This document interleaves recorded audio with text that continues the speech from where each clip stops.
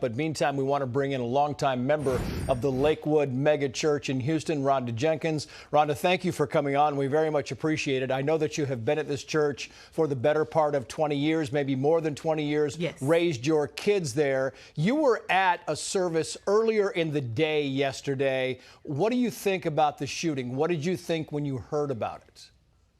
Well, it's really unbelievable. I have been a member of Lakewood for over 20 years. And as you said, my children have been raised and reared in Lakewood. They served in the kids ministry. I was also part of the volunteer teams, prayer partner for years. This is a very sad occasion. Our hearts are very heavy. But to imagine that, like any other tragic that shakes our community, we'll never be the same.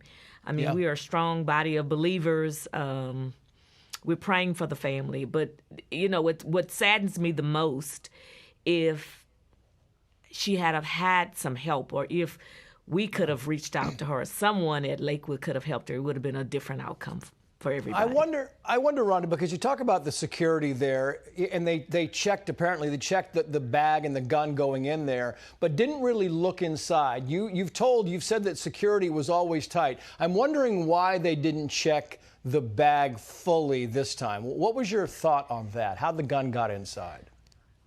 Now that I have no idea, but I will tell you that I was at the 8:30 service earlier that day, and I frequent the 8:30 and 11 o'clock service, and there is security there. They check bags all the time before you even enter the church. But what's probably noted, what we should note, is this was the 2:30 Spanish, the 2 o'clock Spanish service.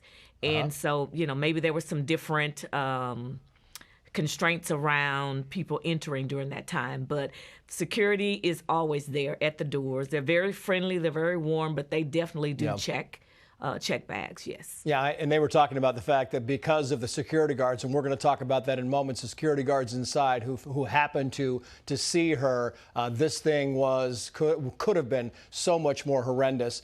Joel Osteen sent this to the Lakewood Church family, quoting here, "While we may not always understand the reasons behind such senseless acts of violence, we can find comfort in knowing that God remains in control and his love knows no bounds." What do you think of that, and how this community is coming together in the wake of this tragedy?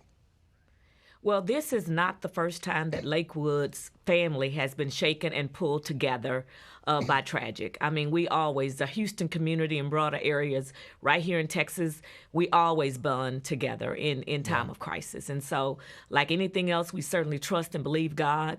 And stand in faith. We still stand in faith. My prayers are out for the families that have been affected, but a bigger prayer for me is that we don't allow this, senseless crime to deter people from still going to church and gather, because it can happen on any street corner or schools. We see it all the time. So we have to be vigilant, keep our eyes, and keep our head on a swivel. We do indeed. Rhonda Jenkins, it's great of you to come on.